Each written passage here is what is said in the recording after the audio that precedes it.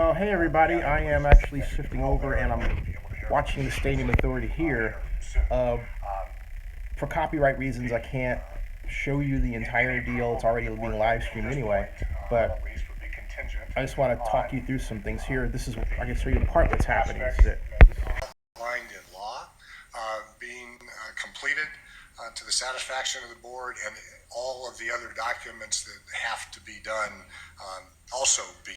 Now, that man is Stephen Hill. He is the head of economic development for the state of Nevada, and he just said that what I've said before is that there are 12 documents that have to be done, and they haven't been done. And he said that the NFL wants and listen to this. Relates to UNLV.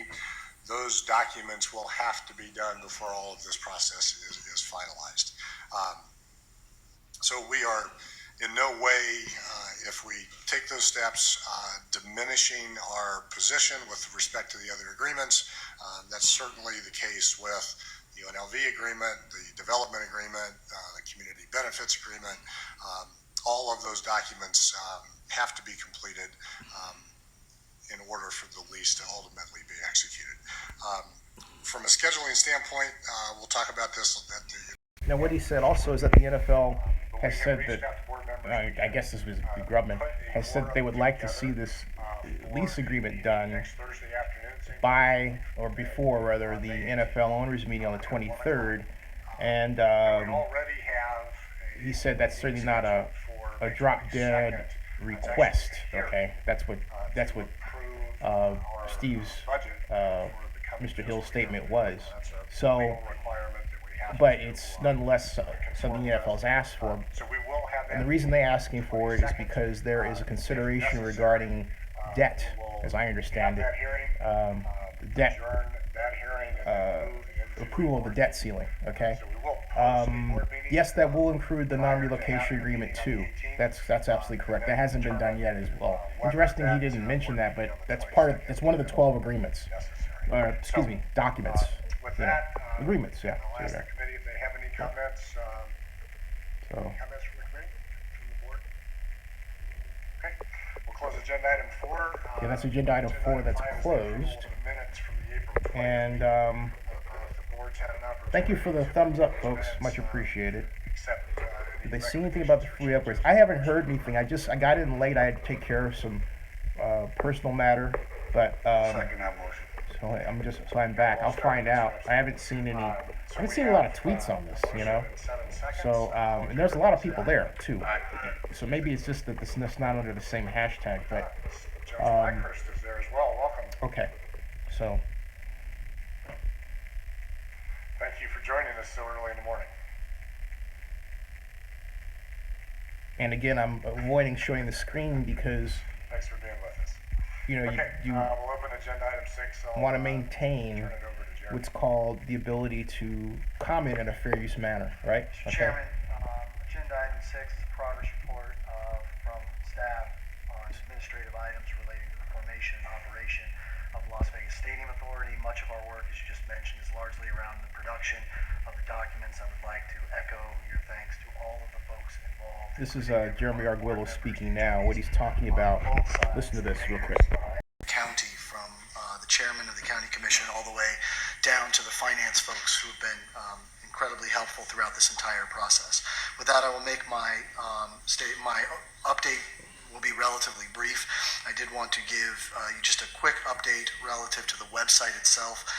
We have thus far had 215 vendors register as of Wednesday afternoon. In the registry that we created, 140 of those were small, identified themselves as small businesses. I know that was something that was a question that came up from the committee, so we are tracking that and keeping tabs on it, and we'll give updates as necessary and appropriate. We've also added a live feed using Clark County's YouTube page, such that anyone that's out and wants to watch something on the internet, we got a couple of requests from folks, particularly those out of town, that wanted to be able to click on it and watch it. Of course, they can do that through the county, but they can also now do that through the the Stadium Authority's website. We are also archiving that video now. Links to the video from prior meetings will be available on each one of those meetings pages, so that if anyone misses something and is so interested and wants to come back and watch it or watch it again, they will have the opportunity to do that. And in terms of the website that was only recently put up, Anyway, that's more administrative stuff, and I'll update you. I will tell you we had 28,000 page views. Traffic during the meetings has started to increase. As a matter of fact, it's tripled since we put it up first. Of course, there's spikes during meetings like this. So yeah, 28,000 page views, which is that's okay. Interest is increasing, and I just wanted to. He says it's tripled, so that's 100,000 page views. My updates for the agenda items. That's not bad, you know, but let's see that. This bad connection thing, golly. Thank you, Mr. Guerrero. Any questions for Jeremy? For the record, Ken Evans here. First of all, thank you, Jeremy, for the update. I'm glad we did the online interest form and the vendor interest form. Believe me, I've been getting some calls, and I'm sure other board members have as well. What I just want to state at this time is I think So what's public really comments. important, and I think Not we public heard comments, it's comments by the urgency commissioner. in some of the comments today is we really need to define the pathway forward in terms of the community benefits package, and then in addition What he's to talking that, about is the community benefits package. That's a big deal with a lot of people who are very concerned. I see a lot of African Americans who are very concerned that he will be shut out of the process, as sadly commonly happens with projects like this, you know. And there's been a push to make sure that doesn't occur. But as you may not have heard, there are a number of people shown up who spoke, who are prominent among the African American business people in Las Vegas, who said, hey, look, we're not feeling like we're going to be represented in this. That's, hey, example of be careful what you ask for. You know. I'm the Director of Comprehensive Planning for Clark County. I was invited to come and give brief description of the high impact project, and also to give Listen you to this. what our timelines are. There's some things that This is are very important. set in stone. There's some things that are dependent on developers' responses.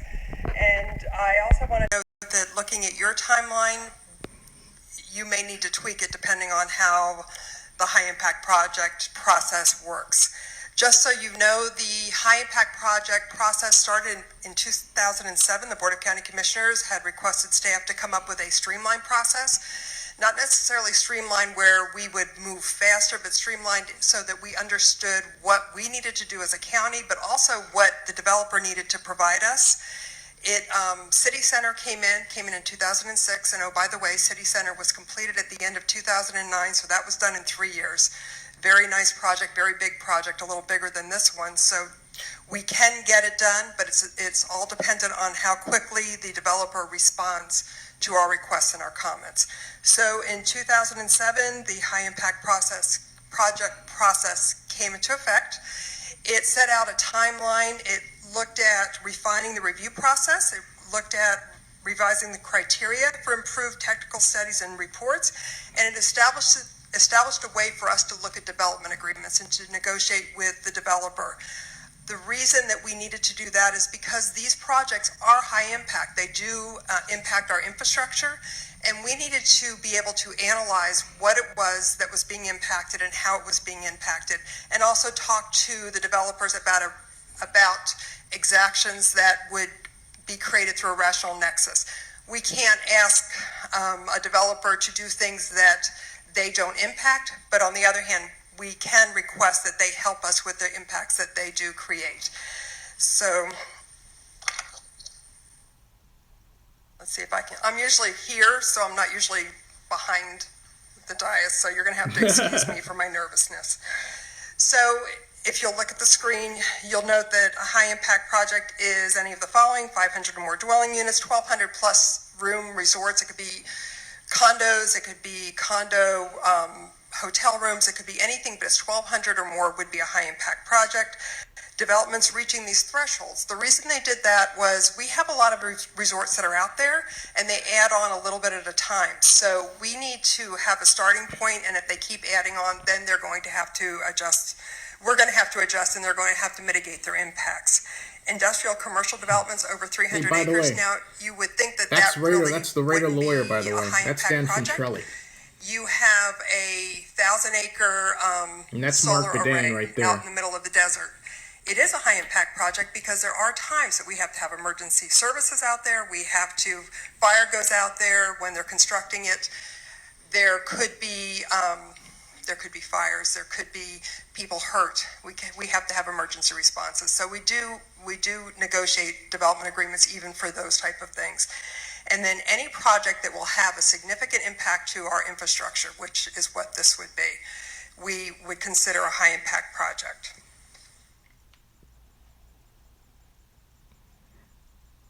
So the approval process, the first thing that has to be submitted is a traffic study. Very simple.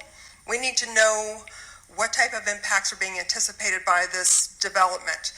The one thing that we are looking for is a traffic study that really looks at Southern Nevada. For instance, a football stadium, Baltimore, for example, because I'm kind of from there. When they built Raven Stadium, they looked at the highest traffic impacts on a Thursday. Downtown Baltimore, you have a lot of businesses, offices, that sort of thing. So when you have football games coming in on a Thursday afternoon, or people coming in for a football game on a Thursday afternoon, you're impacting the infrastructure, the roadway infrastructure there. So they looked at it. Southern Nevada Thursday evening football games may not be what's the highest impact. It could be a Sunday afternoon. So that's what we need the traffic study to look at. It needs to look at the impacts to the football games, for the events, for the Friday night under the lights or the Saturdays that the UNLV. We need the traffic study to be complete and to show us what type of impacts or what's the anticipated impacts. We don't know. We're not the experts. When the traffic study comes in, it could be that afternoon or the next day or a week later, then they would have a pre-submittal filing. What that is they bring in the RISE report, which is a Regional Infrastructure and Services Evaluation Report. I won't say that again. I will say RISE report. In the RISE report, they're going to give us a water supply report, a wastewater treatment report, another transportation report. Now, this is going to look at public transit. It's going to look at whether there's bus services, whether there's Uber, Lyft, those sort of things, and how they would be used. The bottom line is they don't have a real idea of the impact of the stadium, which is, I'm telling you, it's going to be a lot greater than even was laid out in the NDOT report with $900 million infrastructure price tag. You heard that here, folks. Here in Southern Nevada. They're going to look at air quality and then a water quality report. These all have to be in the RISE report. So that's our first timeline. The pre-submittal is, we have a 30-day window. The county has 30 days to review those reports. And this isn't just the county, actually it's the external agencies as well. 30 days to review the reports. Comments are brought back to my department and we give them to the developer. That 30 days is solid. Then the developer will come in at 30, 31, 40, whenever they want to come in for their pre-submittal conference. They come in and they sit down with all of the affected agencies and have a candid discussion. The discussion is, we need that, we need this, you need to change this, you need to change that. Or maybe they already had. At the pre-submittal conference, they will submit their next set of plans. Again, it's not, at this point, we don't need engineering drawings and that sort of thing. We need to know what the site plan is going to look like. We need to know what the impacts are going to be. Because again, this is land use. This is not a building permit process at that point. The revisions to the RISE reports are then submitted and provided by the applicant. The RISE acceptance letter would come from me. If all of the agencies say, yes, the RISE report is fine, grand, wonderful, then I would provide an acceptance letter. At that point, the developer can submit for their land use applications. So, and then here comes our next timeline. Our next timeline is 6 weeks, and that's because of notification. So they submit their application for their land use. We have a 6-week time frame, notification, reports drawn up, and then it goes to public hearing before the Board of County Commissioners. So we have a timeline at the end and a timeline at the beginning, and everything in between depends on how quickly the consultants and the applicant can provide us with all of the information they need. Now, I hear development agreement. Development agreement can be concurrent, but we cannot start negotiating the development agreement until such time as we have the RISE report and all of the impacts identified and agreed to. The development agreement can be on the same agenda as the land use application. However, it cannot be before, of course, the land use application, because things may come up during the land use application process. So, and I think you might have seen the next page. It's kind of hard to see up on the screen, but it gives you the basic timeline. We estimate 105 to 150 days for a high impact project. And again, that can be shortened depending on in between day 30 and day 60, how quickly we get our information back, new reports, new plans. And then again, at the very end, whether we have the development agreement with or the next meeting after the land use application. So, and this is kind of a silly rendering. People are not getting that this is actually a football field. You see the little markers. I tried, it's kind of sad, but I tried. So this kind of tells you we do have a timeline, but we have at the beginning, very set timeline, and at the end a very set timeline. Everything in between. I'll see if I can get a hard copy of this report. They should put this on the Stadium Authority website. They usually do. I'm not saying should as if to imply anything bad. It's just they have a good, a good habit of doing that. So anyway. Yes, for the record, Ken Evans here. So my basic question would be is, I know there's a conceptual timeline out there for the 2020 season. So from your perspective, when do we need to kick off your portion of the process, and when do we need to complete your portion of the process by in order to meet that timeline? From a conceptual standpoint, you need to start our portion of the project as quickly as possible. The one thing to keep in mind with with high impact projects, the Board of County Commissioners has the ability to allow some of the early grading, some of the basic site work, which is on the timeline prior to us finalizing our development agreement. So that can occur. The problem here, folks, is because the Raiders don't have a developer, they're having Jeremy Aguilo do a lot of the work that a development point person would do, and he's the economist, and this is a mess. I'm telling you, this is a mess. They don't have a point person. They don't have a point person with development experience. They need to hire one. That's what's sticking out here. They don't have that. Any site in the corridor is under the jurisdiction of FAA, so everything is predicated on the determination letter from FAA, because we cannot move forward with the land use without our FAA determination letter. And I know they're working on that, but I always like to give you all of the nuances. Other questions? Mr. Taberti? I know you said you weren't going to repeat RISE, which is fair, but I think it means a lot, each one of those letters. So in the future, if there's a way to put an asterisk or something and put what RISE stands for, I would appreciate it, because I think I understand a lot of it, but a lot of people in the room and other people looking at it might not know what those stand for. Do you want to hear it again? No. Okay. I'd like to get it on the sheet. I kind of know it. He should just repeat it. She just say, yeah, it's ridiculous. He's peeing. Wow, that's horrible. You do that to the poor lady. One's parking, Man. the other's just traffic.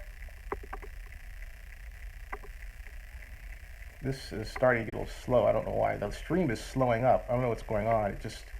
The buffer just kind of slowed down there, folks. To traffic and RTC, they are part of our high impact project. Part of it may process. be my own So they will having too many windows open here. Hold on a second. Comments. They will also have opportunities to provide requests, shall we say, in our development agreement process. Again, we don't have jurisdiction over I-15, so if there's any infrastructure that's necessary that would have to be a negotiation with NDOT. It would not be the county negotiating that. And the parking issue, they will need to provide us if they don't have the ability, and I'm hearing they don't, Okay. to provide all of the necessary parking on that 62 acres.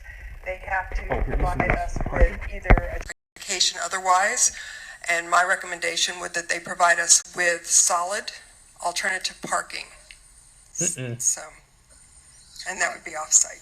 Yeah, okay, thanks. Wow. Wow, hold on. Asking for solid alternative parking off-site, off the 62 acres. Oh, wow, wow, wow. We do. That little Absolutely do. line And is huge, folks. again, we cannot That's compel huge. non-government agencies to move any faster, but we do bring them into the process. We do. They're on our distribution list. They do come to our meetings, as does we have even though this would not affect Nellis Air Force Base, we do have them on our list as well as the local entities, the cities, and all of the regional agencies. Yeah, that's Thank you. right. It's the state that has control. The state and the federal government that doesn't control the highways. Like that controls the highways, rather. Yeah. So, yeah, alternative parking. Did you hear that? Alternative parking. Wow, that means they have to acquire more land. The only thing related to design Off-site. that may come up in this process is if the FAA has a specific height requirement that they want it adhered to, and then that might change the design a little bit of the stadium itself. But we look at renderings, we look at concepts. We do require that they provide us with some sort of design, but again, that design is a general design. Yeah, okay. Mr. Harbaugh? Mr. Chair, to follow on Bill Hornberger, thank you.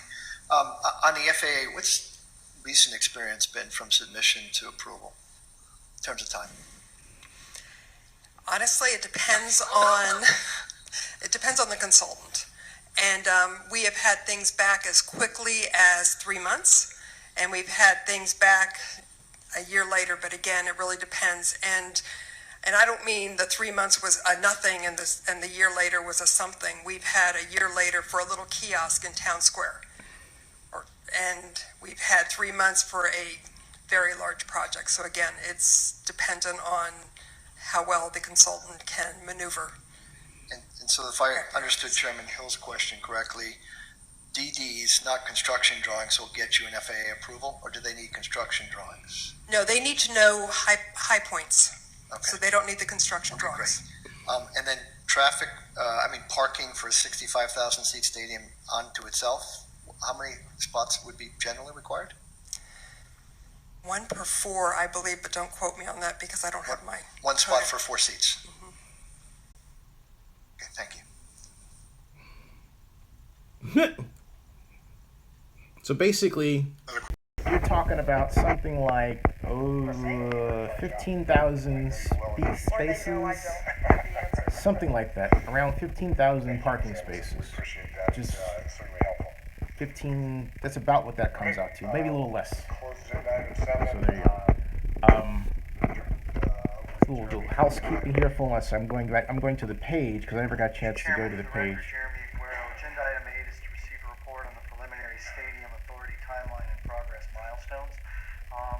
They report on progress milestones now. Showcased today in this meeting, there's a fair amount of interest in terms of all the pieces and parts associated with this project, all the requirements of this board that are laid out in Senate Bill 1, and everything that has to be done by this board, essentially by October 17th of this year.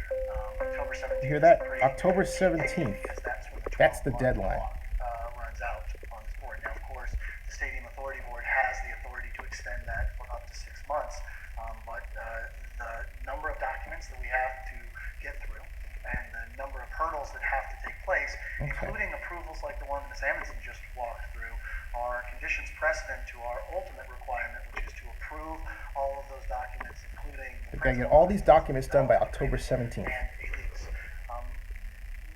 I think it's important to make the distinction for the board that Ms. Amundsen talked about a development agreement. That is different than the development agreement that you have according to Senate Bill 1. So I'll refer to that as the Stadium Authority Board's development agreement. These things have to occur first. And so the timeline that Here, listen to this. before you Listen to this. essentially made Extremely preliminary event, respecting the fact that might be an inappropriate choice of language, but a very preliminary exercise in trying to work backward from when the stadium would hope to open to where we are today. I will tell board members that I did not try to provide you the eye chart. We have a sort of subsequent timeline beneath this one that's a couple of hundred rows long that talks about every hurdle and every document that are required. I will tell you that Mr. Arnold and I also worked over the past month to develop a project document matrix in terms of when all the project documents would be together. So I want you to hear that because, again, Jeremy is working as basically a stadium developer consultant as opposed to an economic consultant now. That's the rub. I'm not saying there's nothing illegal. I'm just talking about in terms of background, experience, talent. There's a hole there. That's all I'm saying. Yesterday at 1 a.m. to complete that you have before you today, and that was 1 a.m. in Houston when he also got on a plane to be here for this meeting today. His team has been nothing short of diligent in terms of getting those documents done. And so while we understand that there's a lot of public attention relative to getting all... One moment, please. I just got to do some more housekeeping here. I should also note to the board, there's a lot of interest, particularly in the UNLV joint use agreement, that the Raiders team, Dan Ventrelli is in the audience, again, and Morgan Lewis, the folks that are also here, have also been extremely diligent relative to that and have provided us a preliminary draft of the joint use agreement. And so we're working through those to get them in the right They have a form, preliminary draft of the UNLV content, joint use agreement so that we can that's move done. along the process exactly like the process that Don't we know that they have posted gone online yet, but Chairman, that's members done. of the board, we Okay. are mindful that there are other approvals that have to take place before you will ultimately approve the final set of documents. There are approvals that have to happen from the NFL, like the fact that we're talking about this lease, as the chairman said, ultimately will come back because it's a conditional approval for other things you have to do. The UNLV Board of So I hope that gives you require an update as to what's happening here. UNLV joint use agreement. That will have to take Listen to place. this Once right there, here as well. to the Hold on a floor, second, it folks. ultimately comes here, and the county commission will ultimately have to approve all Let me see of here. what Ms. Amundsen just said before the final project documents are approved here, and that's because, frankly, that's what Senate Bill 1 says. The timelines that are on the left-hand side of the exhibit that's on tab 8 for you are ones that Now, if you look at check how the many Stadium months Authority we had website, you since can also this see was that actually done what at he's the talking end about of there. I'll preparation for this put up a meeting. link for that as But how many well. months we have Hold on a remaining second. until we have to get all of those things done. So essentially, as we sit here today, I believe we're about 150 days plus or minus away from October 17th, and we are 42 months away from the hopeful opening of the Las Vegas Stadium. He said 150 days from the deadline, 42 months from the stadium opening deadline. The Raiders and their team, So there you go. Our outside counsel, to have a timeline like this one, to keep it detailed, and to try and keep on track the very best we can, to try and have the 13 documents that we have to have completed, as well as ensure that we understand where the project is in the development process with the county, with discussions that have to go with the owners of the NFL, and most certainly with our partners UNLV throughout this entire process. I offered this as an outline so that the board could understand sort of the major timelines and hurdles. Mr. Chairman, if it would be helpful, I'm happy to go through each one of them, but I think they're probably relatively self-explanatory. If there are questions or comments, I'm happy to go through them, or if it's the desire of the board for me to walk through these sort of major timelines, I'm happy to do that. I don't think Okay. we need to walk through them one by one, but if the board has any questions, feel free. Thank you very much. For the record, Ken Evans. Yeah, the timeline is Hold on a second. self-explanatory. A couple of key questions. I'll come back to some things I brought up a few minutes ago. Detailed backup timeline, I'll call it. Number one, is there a discussion or a milestone for the community benefits package? For the record, Jeremy Aguero, Mr. Evans, the answer to that question is absolutely yes. I will answer that in sort of three parts. Number one, there's a preliminary introduction of the community benefit plan, and then there's a final approval of the community benefit plan as part of the project documents. You'll notice here, instead of listing all 13 documents, He's talking about the community benefit plan that would lead to ostensibly more minority hiring and calm the fears of some that, basically black folks will be hired to help build this thing. So that's what he's talking about in there. So I'm trying to find a reference here for something else that. Chairman excuse me Hill for a talked second. about this concept of conditional approval, having to have all the project documents completed. That is there. among them. So it is listed no different than any of the other project documents that are out there. I will tell you, though, that the timelines that are on here, if we look at things like August and September, that there are a lot of documents, and He says there are a in all lot of. honesty, I don't know that I can ask folks like Mr. Arnold, folks like Mr. Bernstein to work much harder. I mean, they're putting in that effort, and I would ask some patience from the board. He's asking for patience because some of those documents they're out. working hard. It sounds like they're working long hours, trying to get a lot done in a very short time frame. Project assignments and timelines. Mistakes will be made. But getting all of that Mistakes together will be and having made. it all ready, we're several months from there. And so, yes, it's on there. I would ask for your indulgence as we work diligently to get it done. Yeah, and Mr. Chair, and if I may, I'm not so much putting pressure from the standpoint of when it's due. My concern is being aware of it, getting visibility of it, and to a certain extent making sure that some of the participants that were outlined in Senate Bill 1 are aware of the timeline so that they can mobilize and prepare themselves to participate in the process of getting that document done and then being ready to move forward with it. That's the reason why I'm asking. And I will, I'll probably follow up offline. About that. I'm concerned about the community development, The second community thing I had benefits a question issue. about, and I have a background in development and 30 years in construction as well, so I appreciate timelines and milestones. The second thing that I wanted to find out are there milestones on there for reviewing the small business vendors that have expressed an interest in participating, whether it's in pre-development, construction, or ongoing operations? And I recognize that the last two phases will come later, but the reason why I'm asking this question, just so everyone will appreciate it, is I know there are individuals out there that would like to participate in either the pre-development or the design portion of the project, and they need to understand when they need to engage or when there's an opportunity for them to engage in order to participate. So that's the reason why I'm asking the question. And I've also offered, and I know there are other resource partners out there that are interested in helping with the participation process. Thank you, Mr. Chair. With your permission, Mr. Chairman, Jeremy Aguero for the record, Mr. Evans. The answer to the second question is that's not on our timeline at the moment. At the request of the board, we certainly created the registration list. At the point at which any inquiries come from that, we will certainly pass it on.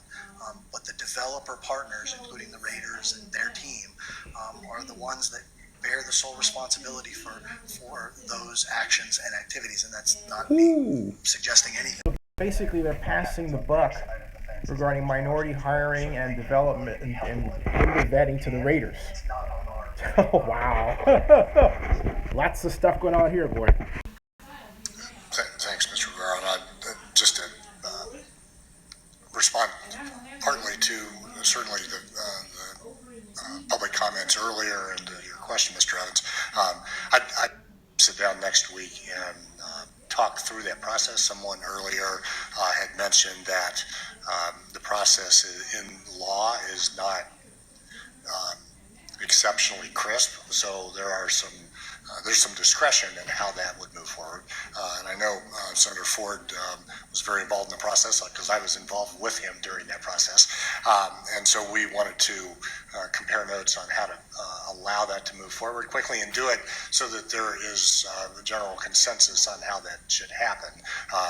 So I'll talk with Senator Ford next week. I'll bring that back to a board meeting as soon as possible. Make sure that the board is okay with kind of a shared understanding of how this should move forward.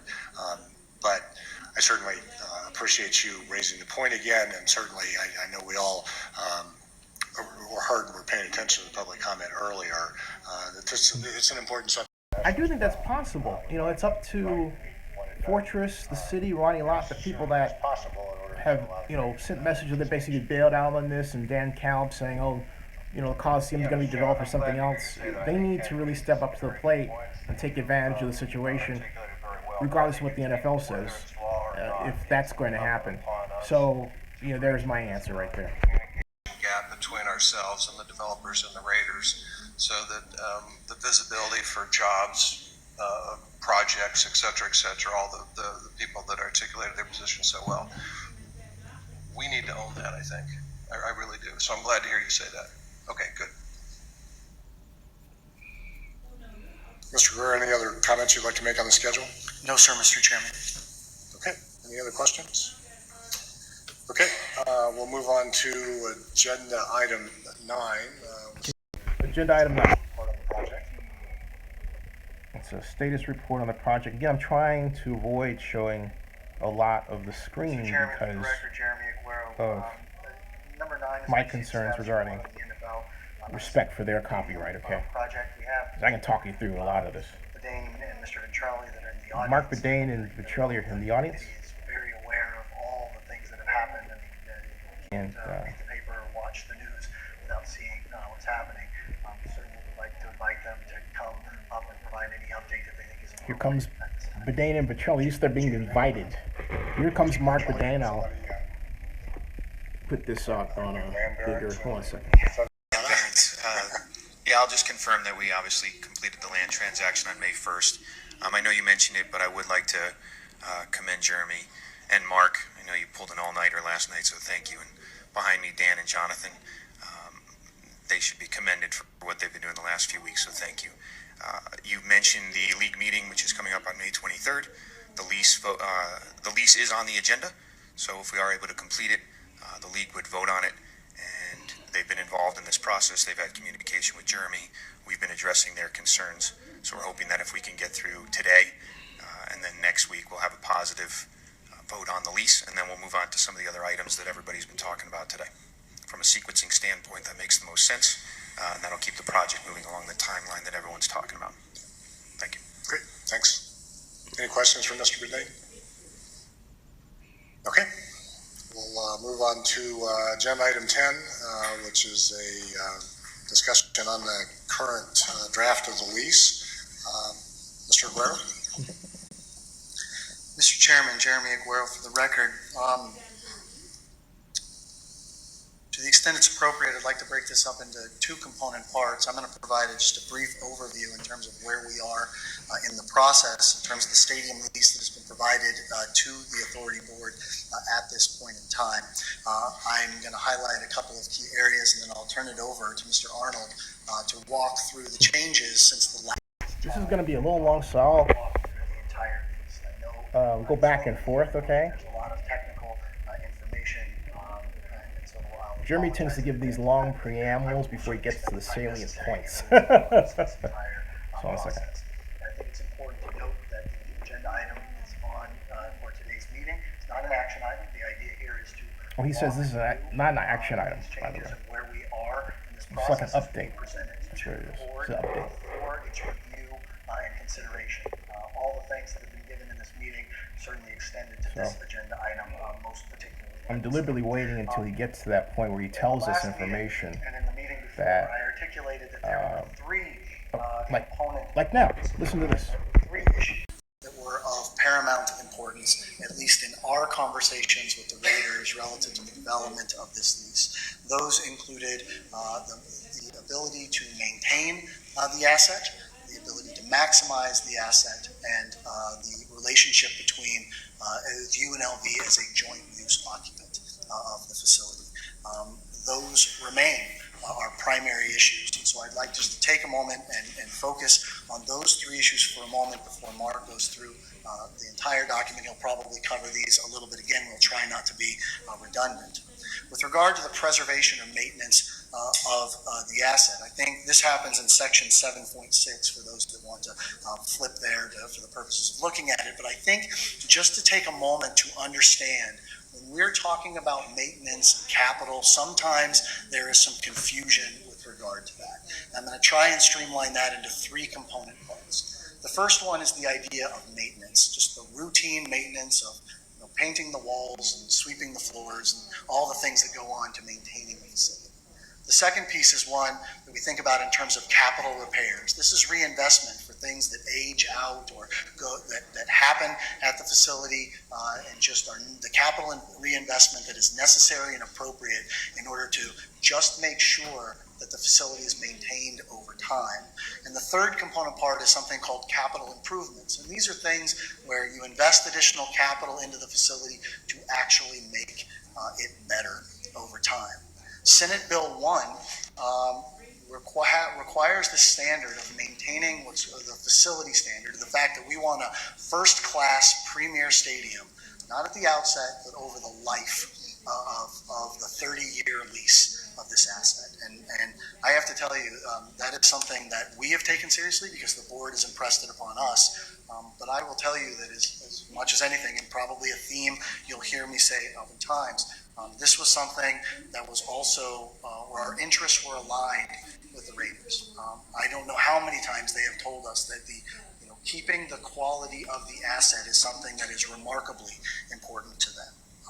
So I'm very pleased to tell you, as we think about these things, again, maintenance, capital repairs, and capital improvements, that we can stand here and tell you today that the Las Vegas Stadium, as it's currently planned and is outlined in this lease, will have the largest capital return of any recently constructed stadium in the United States.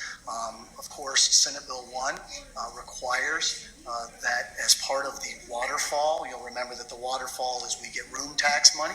That room tax money goes to pay principal and interest, and then there's some other things. And ultimately, we have $5 million that is contributed from that waterfall, that financing waterfall that goes toward capital repairs. In addition to that, the Raiders. No, what he's talking about is the $750 million subsidy, okay? That's what he's referring to. So the waterfall is the money that is projected to be generated from the room tax over and above the debt service for the bond. He's not talking about the stadium revenue throw-off itself. Just want to make that clear, okay?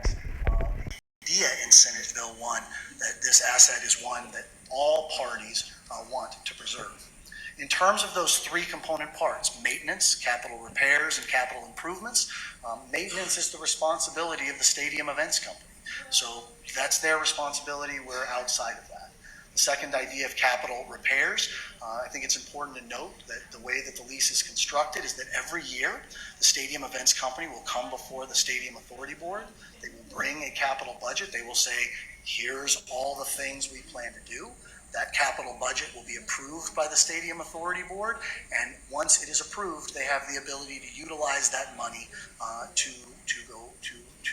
essentially execute on those capital repair projects. In terms of capital improvements, none of the money can be accessed for any type of capital improvement to the facility until such time as all capital repairs are completed to ensure that we're not making the project bigger or changing it in some way until we know that the asset is preserved. I can tell you that we worked hard on both sides to ensure that the interest of the state, and I think the same interest of the Raiders relative to that maintenance was included here, and so I'm proud to submit what we have to the board for its consideration in this regard. They're rushing trying to get the lease done as much as they can before the owners meeting. They're not going to have it entirely completed because the lease really is tied to 12 different documents, but they're trying to get through this process. They're obviously working with the league, and the league is pushing them to get certain documents in, and they're rushing to meet those requests. That's what you're hearing. That's what's going on here. Okay. In our hotels and eat at restaurants and do everything that they can do while they're here. We've done remarkable things to the credit of board members that are sitting up there and can explain a lot more than I can in that regard.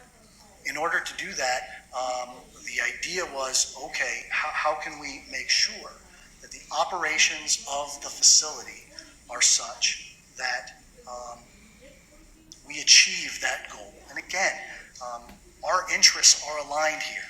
We want butts in seats. We want heads in beds. Frankly, the Stadium Events Company and the Raiders need to do the exact same thing in order to make sure that they can, pay their debts, and they are the ones who benefit from the revenue generated by the stadium. So our interests there are aligned. But there are things in Senate Bill 1 that mean that there are lines relative to that.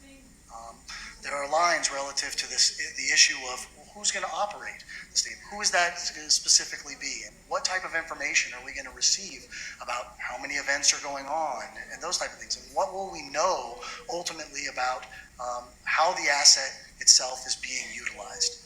Again, in what I can only describe as an absolute partnership between the interest of the authority and where the Raiders are. This was a spirited but always positive discussion in terms of what we would ultimately bring to the Stadium Authority Board in terms of what could be done here. Senate Bill 1. Translation. Arguments, arguments, arguments, arguments, arguments. That's what you're hearing. The questions that came to this board. The Raiders have offered, and what is included in here, Stadium Events Company, to have a definition of who will be a qualified stadium manager and who will be a qualified stadium concessionaire. And I will say that what are these two bodies? Because they are very important to everything that goes on here. The stadium manager is the one who runs the stadium day to day. And the stadium concessionaire is the person who essentially operates the concessions all the time. And having someone who knows what they're doing is important in that regard.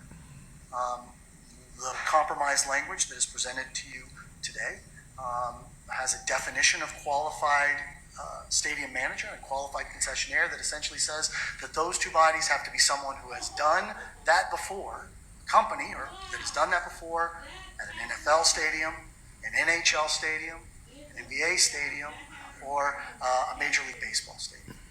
It could also be Stadco or an affiliate of Stadco. And if it is, they are required to hire someone that has been a general manager or an assistant manager at a similar facility and have the appropriate number of employees to essentially do that. If it's not one of those two things. What he's doing is he's going through and explaining to the board the minutia of the lease, okay? That's what's going on here. And so, yeah, time is money. You're absolutely right. Time is money here.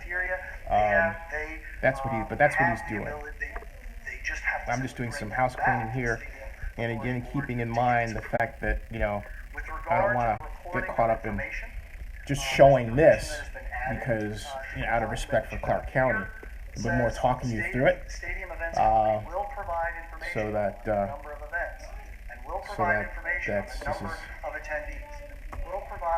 we are, for want of a better term, kosher. Kosher. Yeah. My favorite terms, kosher. Yeah. Let's see here. Mr. Chairman, now, let me get some of your comments. Maximizing the utility of the stadium. Okay. Again, let me go back to what's going on here. Here we go. Back to Joe. Back to Joe. Another section has been added to the document. This is on page 16 for you under paragraph B, but I'd like to read it into the record because I do think it's important relative to the questions we've received from the board.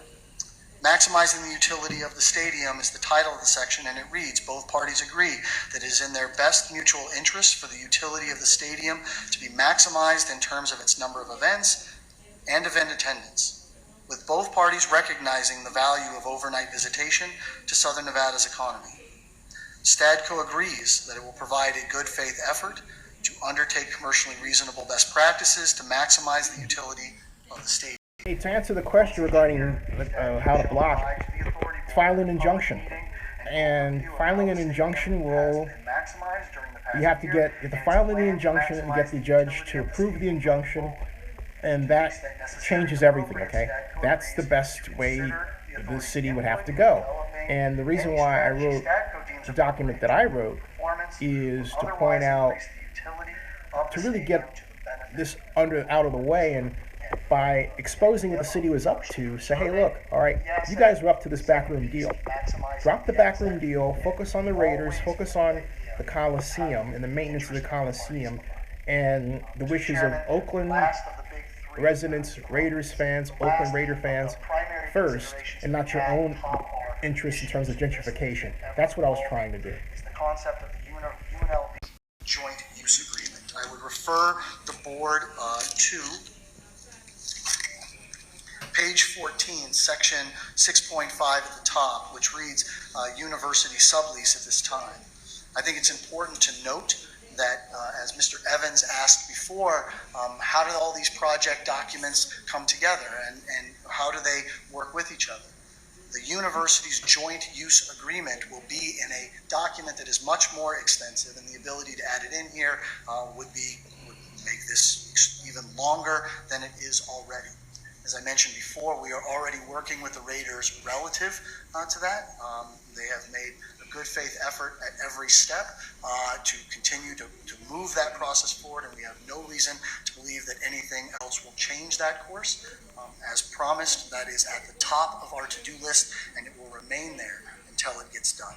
We're thankful also for all the efforts from UNLV in providing us guidance and information relative to that process. Jerry Bomati, most particular, relative to that. Mr. Chairman, if there's any questions on those three elements, I'd be more than happy to go through them. Again, my comments are intended to accompany the delivering of this for this board's consideration and review. We look forward to your questions. We look forward to any input and continuing to work forward on this process. Thank you, Mr. Guerrero. Yeah, Joseph Jones is right. I'll say that. Jeremy, best guess, when do you think UNLV would be able to present them with something to look at regarding that lease? Yes, sir. I think it's actually going to be in a two-part process, Mr. Newcomb. I think the very first thing that we've done is we have requested the development to work with our attorneys in order to have an outline relative to what should actually be included in that document. That has been completed. I think we are comfortable generally with what that is. We have requested from the Raiders organization that when they get to the other side of the owners meeting, that we sit down with UNLV and go through that outline document just to make sure that before we have a final draft or anything that approaches a final draft, that we're all on the same page in terms of what the paragraph headings need to be. And I will tell you, I think we absolutely are, based on what I have now. We expect to do that all as soon as possible after that owners meeting. Subsequent to that, we'll provide any revisions that are necessary to the preliminary draft that we have, and then as soon as that's done, we'll work with UNLV to make sure that we have it right. Thank you. Yes. Mr. Hornbuckle? Mr. Chair, thank you. Jeremy, if I may start with the reserve funds.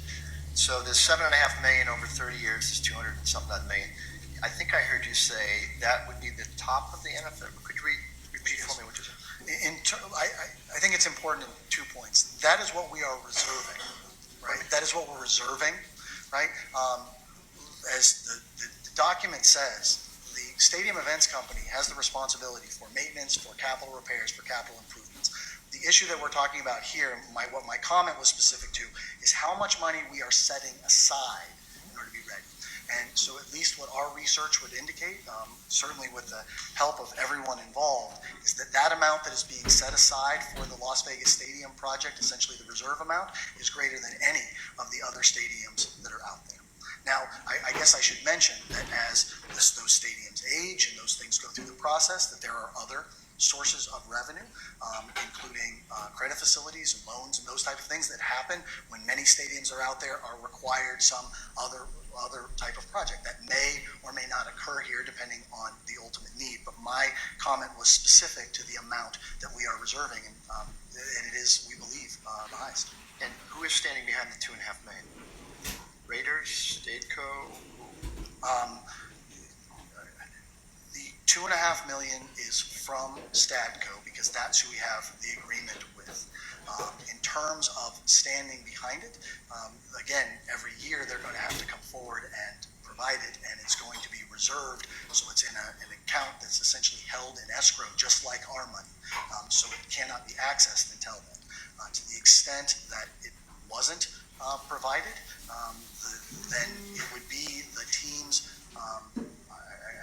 The team would essentially have the opportunity to come forward and make up that difference. I don't want to suggest that that's a guarantee. Would Stadco, they'll be required year after year to potentially back fund?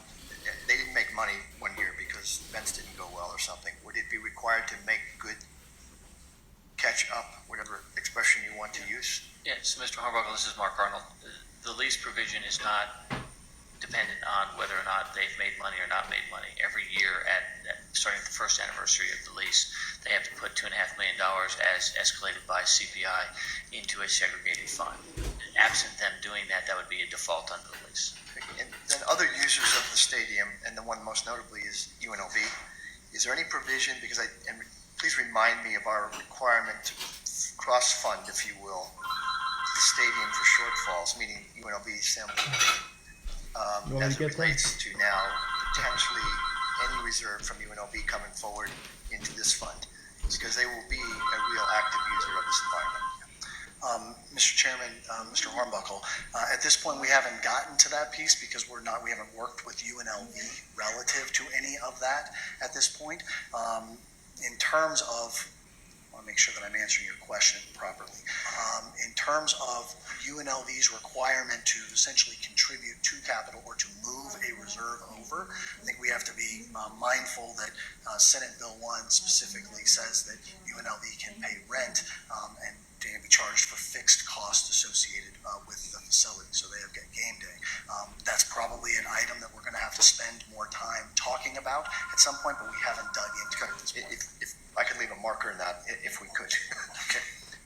If I may move on to the events, because it's There's your sticking point, folks. That's what I've been talking about subsequent, is that issue. So just mark that. It's very important. was paramount, and supplying ultimately an opportunity environment for UNLV was amazing and great, but particularly from the community's perspective, driving those other 20-odd events, to your earlier comments, was essential. To my view, and this is only my view, but I did live through the majority of this, why Senate bill reads the way it did is the original principles at the time and the backers of that and the economic backers of that was an operator inside our own environment, to be clear. They're now gone. It is what it is. The law is the law. I respect that. What I would love to see and understand is potentially from the Raiders ongoing. I recognize what this means. I recognize they have a diligence to want to be productive for themselves and for the community. But I've made this to Mr. Bedane and others, yourselves. The reality of some of these events is they don't all pencil, particularly on the front line of the events co. Particularly driving tourism and other activity cases. You can have 6 good events and 1 bad one, and you ask yourself, as a facility only doing events, why are we risking this capital? Why are we doing this? For the greater good of the community, we do it so we can drive tourism. While this language has come a long way, I remain concerned that the opportunity to say no to something just because it doesn't want to, and I'll go back to Lawrence's overview on the Yankee Stadium and the UFC. We've tried to get an event there for many years now. Has been basically turned down by Yankee Stadium itself because it doesn't want to go through that requirement to accommodate that event. I just remain concerned about that, and I'd love to understand And I know it's not for today, and I recognize we've got to get through this at least in terms of the total execution of timing here. But to me, this issue still remains open, to be clear and fair, I guess. The community is not guaranteed an activity case by this. It just isn't. Best efforts, absolutely. Is it in the Raiders and the organization's best interest to continue to do things? Absolutely. Should they come to the community and say, help us sponsor things? Yes, they should, but there are no requirements to do that, and I simply remain concerned by it. Okay. Know where we go from here on that, but I'd like it recognized. Thanks, Mr. Hornbuckle. We appreciate. Now, he's just not anybody. This guy runs MGM, okay? And he's concerned that there's a lot of no's that could be said to events that could cause them not to achieve that events number, and that the community, meaning the casinos in this case, will be or could be left out of participating. That's a big deal. Hold on a second. That's a big deal. Being sensitive to the open meeting law is why I would assume do it in private, but I'm not looking to make a comment today or back. I'm just going to ask two things that I don't know quite what to do about it. I've said it before, and I'm know tangentially very little. Shame on me. I've heard 3 or 4 months ago about this problem with some big stadium in Phoenix, and I think I talked to you about it, whether it's the Cardinals, whenever, and I see I'm quoting from newspaper, remember, $130 million or some kind of a lawsuit. Now, we all hear and see these kind of things. I am just concerned that I don't know where to go to find out more about that, because I would sure feel terrible. I most likely wouldn't be here when this all came about, but I would like to think that we were clear of how that came about and what the language is left open that something like that could come about. I would like to think that we tried to avoid something like that. So that's just, I would like to ask you sometime. I'll call you and find out how do I go about getting satisfied with what happened there, if it did, and what we could do to somewhat prevent that. I know I can't talk to my board members, and I've talked to you, so I'm just bringing that up as something that I'd like to explore as to where I find the facts of that. I'm not looking to be sensational. I just like to think that we tried and spend some time on it, whatever it is, and if it's nothing, wonderful. And just quickly, Mr. Tiberti, and I'll let you go on. At the last board meeting, I talked about putting some kind of budget together for what maintenance and capital expenditures needed to be. Jeremy and his team and the Raiders were very helpful with this. It helped gather a pretty good deal of information about the history of both the documentation and the implementation with respect to maintenance and capital. And so the conversations that we've had, and we've frankly gotten to the point where we can kind of tell each other what each other is going to say, because we've had the conversation enough. We looked at what the market was in terms of what has been set aside for other stadiums, and this is at the top of that threshold, certainly. We also talked to some other stadiums about what their experience has been in terms of how much they actually have to spend. So that information helped drive the numbers that we have, so that we have kind of a top of the market amount that's set aside. If that turns out not to be enough, it's, I think, very clear in the document. By the way, folks, I'll have another update later tonight on this. Not quitting now. I'm just saying that so we can respond more to what has been presented. I've been blessed to have families. Tommy and I have 3 daughters each, and I think one of his is here. 2 of mine are here. The third one happens to work for Mr. Hornbuckle's corporation, MGM, so I'm conflicted all over, but she runs the Bellagio Art Gallery, and you love your baby daughters very much, so she called me yesterday or day before and said, I've had the art community asking me if there's going to be any kind of art situation involved in the Raider Stadium. I said, well, this is football. It's not the Smith Performing Arts Center. And she said, well, Mr. Hornbuckle's, I said, I will ask him. But again, being sensitive to lobbying Mr. Hornbuckle, I just wanted to at least say that I did try, Teresa, and her husband here is listening. So I know it's a football stadium. I know I love football myself. Give me the ball. I just want to run it. I understand all that. But it's just for consideration. I know the MGM is very sensitive, all that also, so I'm protecting my interest here. Thank you. Does Art Shell count? Just what? Does Art Art Shell Shell? count? Well, that's Talking about the Raiders' former coach and offensive tackle, bad joke. But the Dallas Cowboys Stadium does have a public art area, by the way. What you should know from last meeting is never believe a lawyer on a timeline. Always believe the chairman on how long it takes to get things done. 4 days, 4 months, just a difference. Just so you guys have a flavor for what we've gone through in the last 6 or 7 days, we had a list of major issues, then less major issues, then even less major issues, and then it got to the lawyers' issues. So, that's kind of where the legal profession is these days. So y'all have in front of you the version of the lease as it exists as we sit here today. Some of this report, I'll try not to repeat too much of what Jeremy said, and I'll pause perhaps to have you guys ask us some questions. The first redlining is kind of an odd one on page 3 of the lease in section 1.4 regarding the authority representative. The Raiders were concerned since we have reserved the right for the board to approve a lot of things in this lease. I'll mention that this lease has 2 major protections for the stadium authority, both approval or safe harbors. So where we don't have approval, we've put in a safe harbor of a definition of what the Raiders have to do. When we want more involvement, we have an approval right. And the Raiders were concerned that we would amend our procedures to have anything regarding the Raiders stadium have to be approved by a supermajority of the board. We've agreed in the lease that anything approved by, that goes to the authority board under this lease would have to be approved by a majority of the board, which is consistent with past practices of Nevada governmental entities. So just wanted to point that out in case anybody thought that was an odd thing in there. You'll see also on page 6 in section 2.5, we have filled in the renewal rights. It is not redlined, but it is now filled in. These renewal rights are essentially 4 successive extension terms of 5 years each. However, the Raiders have to give, or the Stadco, have to give the authority 2 years notice, and then we have a couple months after that to essentially object to their exercise of the renewal right, and then we get to negotiate what happens.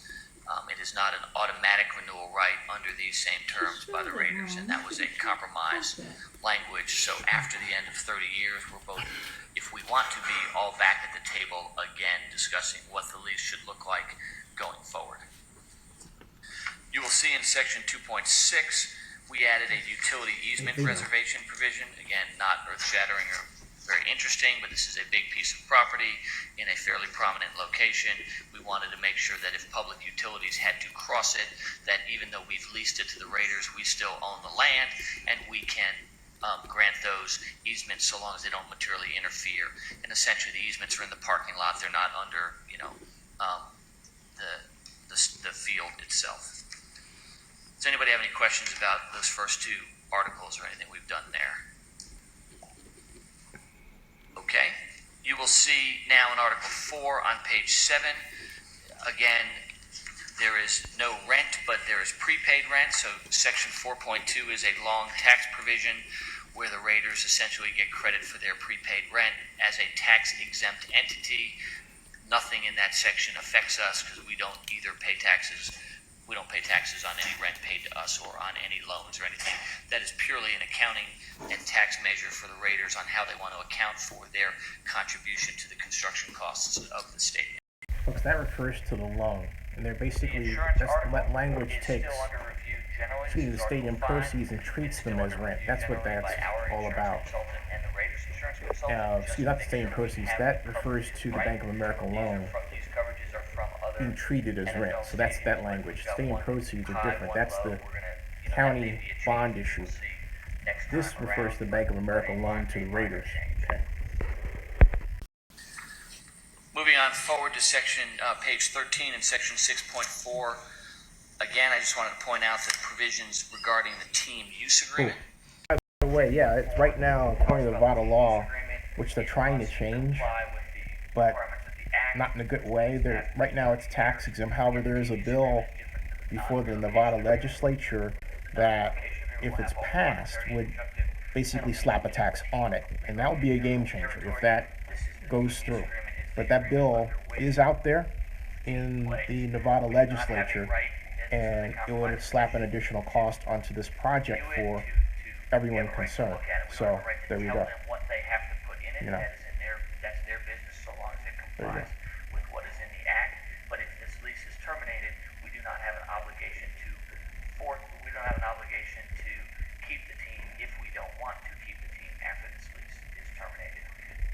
Mark Arnold just says that if the lease is terminated, that they don't have an obligation to keep the Raiders there. There's been a lot of talk about that lease termination issue through this young history of this, which is a red flag to me. I mean, it sounds like they're really concerned about the possibility of the lease being broken, and for different reasons. Just saying. Hold on, watch this. Reference section 6.6, which is identical basically to the university sublease. It relates to the community benefits plan. It says the authority and STADCO hereby acknowledge and agree that STADCO and the developer developed, will implement, will at all times comply with the community benefits plan. It recognizes that that plan has to be in place before we can sign this document. It will happen that way, and given the conversations earlier, I just thought it'd be important to point that out. That's a very good point. This is where you have those major three legs of the stool: the team use agreement, the joint use agreement with UNLV, and the community benefits plan spelled out and as a requirement of this lease. In Article 7, as I said, we talk about management and capital matters. This is where, as Jeremy mentioned before, retention of the stadium manager and retention of the concessionaire. Again, this is one of those safe harbor provisions.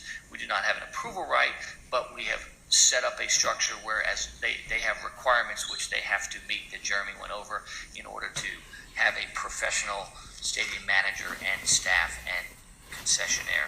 Definitions are on page A15 and A16 in the appendix should you want to read them. Section 7.4 are the activity reporting and the maximizing utility. These are parts of the sections that Jeremy read. Also, that deal with the idea that it's in everybody's interest to use this stadium as much as it can be used for the benefit of the Las Vegas community. This article goes on and talks about capital matters and capital reserves, which we went over last time. I'm happy to go parse through any of this language again, should we want to. The main change in this language again was, in addition to our $5 million, the Raiders have also, or STADCO has also agreed to put in $2.5 million as escalated by CPI in a segregated fund. Again, as Jeremy mentioned, we have a clear provision in section 7.7C that says the amounts in these funds doesn't in any way limit STADCO's responsibility for capital items. That's clearly on their side of the ledger. We then move through the lease where we talk about environmental things and payment of taxes, how they do alterations. If they do alterations to the facility, then we have approval rights. If it's a material alteration, if it's a minor alteration, what color they paint the walls, then we do not have to approve that. This is pretty standard from other NFL type leases where a STADCO is running the facility. We have the standard lien protections from Nevada statutes, so if there are any liens put in place during construction, they're not our responsibility, they are clearly STADCO's responsibility. Moving on, I will STADCO refers to the Raiders, by the way. Stadium company refers to the Raiders as it stands here. Note, there's no developer involved in this. Okay, keep that in mind. There is no developer involved in this right now. Done. This is, this is my favorite, even less important than the less important. This is the lawyers' issues that were all resolved, and in keeping with the standards for other NFL stadiums. Article 14, which is page 44, are the external audit provisions. This was a pretty hard-fought discussion because it involved the NFL, STADCO, and us, and the state legislature because of the Senate Bill 1. So we had to come up with something that respected the NFL's confidentiality concerns, but also respected the outline in Senate Bill 1 that says we get to see economic information about what is going on with Stadco and with operations at the stadium. So this provision, there's an independent auditor. The independent auditor provides a report. Should anybody, the board members, want to see the actual underlying audit, you can go to the independent auditor's office and look at that, not take away copies. Even though the Nevada statute in the Act, Senate Bill 1, has very strong confidentiality provisions, as we all know, since we all read the paper, things get leaked out all the time. So this was something of a compromise, so the NFL could feel comfortable to allow us to exercise our rights under Senate Bill 1, but not compromise sensitive information that they had. And that auditor would then annually come before the board and present the findings of that audit. We would, I'm sure, delineate the. It's interesting how Mark Arnold refers to the paper in a digital media world, showing his age in more ways than one.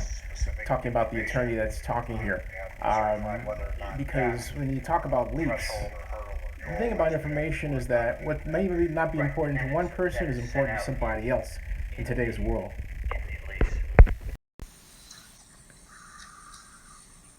And there's a pause there. Article 15 is the termination and default provisions. The two main issues in those provisions are. Well, blah blah blah is important. I mean, because it's this devil. Oh, you know the old saying, "The devil's in the details." Well, these are the details, and these are the issues around which a project can turn either north or south, either go bad or go well. So that's why this is important. I mean, sometimes I know today you want, the quick answer, but in projects like this, as I've said from the onset, you cannot rush this. It has to be done right.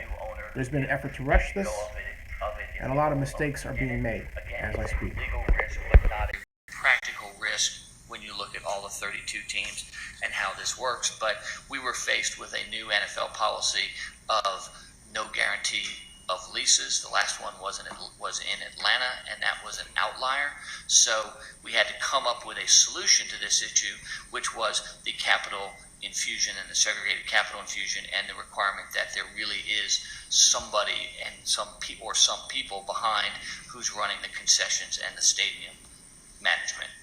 And to maybe summarize that, to the extent that Stadco does not live up to its obligations, I don't mean to put words in anybody's mouth, but I heard that conversation as well. There's certainly a strong potential that the Raiders' ownership of the team would be at risk. That's right. The NFL is not in the business of letting their teams embarrass the NFL. And that was made clear to us on the call of the NFL. And it was very helpful to have the Raiders facilitate the call. The Raiders could easily, as a negotiating tactic, say, it's an NFL issue, we're never going to let you talk to them. They're sort of the Wizard of Oz man behind the curtain. But that is not the tactic that they took. They took an open book tactic, which we very much appreciate in trying to resolve some of these issues.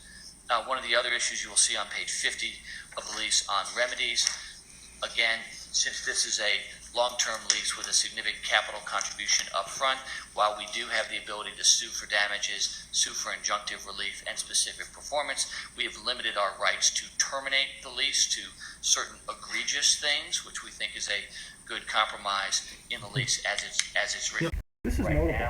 The Raiders are taking an open book, good faith approach because they don't want, at the end of a possible lawsuit path, to be able to be held to the idea that they didn't work in good faith, that they didn't tell, in this case, the stadium authority and the county and the state of Nevada, oh, we should have talked about this, or the NFL wanted this, or anything. The Raiders are being very deliberate and careful in this. Interesting. It's almost as if the Raiders said, "Hey, look, we're gonna offer a redo of how we do business, and we're gonna take the redo." Very interesting. Back up one. Yeah, I know you did, but I just can't help myself because Mr. Hornbuck, we're on page Ken 1. and I were having a conversation. I just want to be clear on this because I've seen this go sideways a few times. On the community benefits agreement, back to 6.6. Uh-huh. is it clear what is included in that agreement and what is not included in that agreement, and who is to administer it and who's obligated to it? It is clear. It is clear. It is as clear as the statute is clear as to those points. We administer that agreement until such time as the oversight committee is appointed pursuant to the statute, and once the oversight committee is appointed pursuant to the statute, they are the entity that administers the community benefits plan. Both the statute and the lease are less than clear on how the community benefits plan gets put together. We listened to a bunch of speakers today, and I'm sure the legislature has an idea of how that gets put together, and we're going to have to come together and figure out with the Raiders how that community benefits plan gets finally approved and by whom. But are there other 8 things, or however many call out, it must address this, and this? What does it say? Mr. Arnold, I probably can address that a little easier than you can, because frankly, you haven't been in that conversation yet. That's correct. The legislation does not list or outline what that community benefit agreement should say or will say. There are representative examples of that with respect to stadiums across the country. So when that conversation happened around the legislative session, we did look at some of those agreements from other stadiums. There was some level, and it's at a fairly high level, shared understanding of what the topics there would be and what the impact there would be. But it's why I've talked to Senator Ford last week, and we agreed to get together this week to start defining those things, both what should be in the agreement, which is certainly a conversation the Raiders need to be a part of as well, but also the process for getting the agreement, the board, and bylaws for that organization in place as well, which I think, given we're the only entity that really exists right now to implement those things, it probably... The Zinsters are over watching the live stream. That's pretty good. Hey, so, let's see here. Hey, what's going on, Guillermo? Mark Arnold, the lawyer for the Las Vegas Stadium Authority, is going through the extensive lease proposed by the Raiders. They're trying to get as much of it done and out of the way as possible prior to the May 23rd, 24th NFL owners meeting. So that we're going to get the lenders, what the lenders require in this lease, because the Raiders lenders will take a security interest in Stadco's interest under this lease, and they need to have a lot of protections. We have a lot of those protections in, and we're just, as you might imagine, doing lawyers issue on wordsmithing those things. But that'll be another thing you'll see change between today and next week. Just couldn't get everything done, but we tried as hard as we could. You will notice in this article there's a lot of redlining. This is another NFL issue. We had attempted in this lease to tie the ownership of Stadco and the team to the same family of entities, so they remain affiliates. While the NFL said that they have never in the history of the NFL separated a Stadco from a team in a particular stadium, they wanted the ability to do that in a workout situation. We recognize that if that happens, whoever becomes the Stadco will have to cure all the defaults that have happened under the lease going forward basis. Whoever becomes the team will have to assume the non-relocation agreement and continue to be in place. This was one thing that we wanted to maybe force the NFL's hand, but at the end of the day, we got comfortable with how this is operated in NFL stadiums throughout the nation, that this was not an issue to draw the line in the sand and fall on our sword on. But we have the requisite protections, of course, that if there's a default under the Stadco lease, and for some reason we don't want the team to continue to play, and I can come up with nightmare scenarios, and we can all debate that. We don't have to have the team continue to play. So we're protected in all of that. But if we want them to continue to play, they have to continue to play. So that's what all of this redlining is about. Essentially where we are right now on assignment and subletting is, so long as the NFL approves it, we approve it. If the the NFL doesn't approve it, we can approve it, but then it's not really going to happen because the NFL has to approve it to get done. It was one of the more complicated things that we had to discuss. Okay, I guess I want to make sure I'm clear on something. What I want to be assured of is that when it's all said and done, what the NFL is essentially telling us is that we will have a team there. Like, let's say we're not comfortable with one team A for whatever reason. Something happens, and I'm not saying we're going to go through this, but let's say we're not comfortable with team A for whatever reason. Is the NFL suggesting to us that they will provide us with the team B alternative for the duration of the 30 years? They are not. Our team is the Las Vegas Raiders and the ownership of the Las Vegas Raiders. What is clear is that when we sign all of this, the entity that owns the Las Vegas Raiders will sign a non-relocation agreement with significant injunction-specific performance and damages. That team cannot relocate for 30 years without triggering all sorts of legal remedies. If that team struggles under that current ownership, the new ownership of that team continues to be bound by that same non-relocation agreement. So basically, if a new ownership group takes the Raiders in Las Vegas, they can't move it if the non-relocation agreement is signed. Right now, that agreement has not been signed. This is a big deal, folks. This is a big deal. And the other thing that I did want to point out to the lease is not only that, that non-relocation agreement hasn't been drafted yet either. So that's a huge deal. This goes into the whole devil's in the details thing, and something that we hadn't had before back in the Coliseum province. I'll talk about that later tonight. Statco is not allowed to do in the stadium. This list, of course, is again fairly standard and market for other similar situated NFL stadiums. One question, Yes, I would presume it's in there, but I didn't read it, I'll be honest. No gaming, right? Because other Yes. stadiums would not be faced with that. You say that. I'm asking, I'm not saying. Well, I don't think we have prohibited gaming to the extent that gaming is allowed by applicable law. So if I walk into the lounge there and I see poker tables at the bar, that's something that we're going to allow? That's a consideration that I obviously will step out against. And that's a challenge. I think the NFL might object if we don't allow gaming at the stadium. Not kidding. I know you are. I was like, what did you just say? We can certainly raise that. We can certainly raise it. I answered the question fully. If it's allowed by applicable law, unless it's on this list, they can do it. Gaming is not on this list. We can suggest to Statco that we And put I'd be gaming on very that curious list. if they came back and said, no, we want gaming. Yeah, I understand. I understand. I do want to take 1 minute of personal privilege to thank everybody.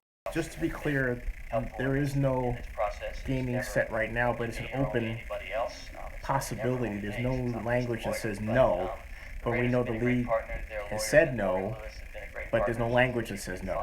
Okay. I'm very happy to be here.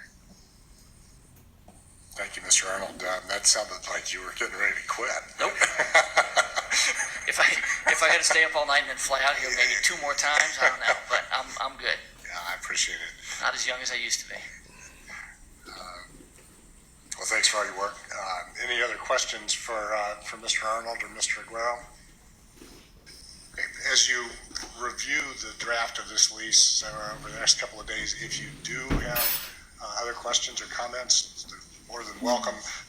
Please get in touch with Mr. Aguero and his team, and we will certainly incorporate those thoughts as we work to finalize the document. So,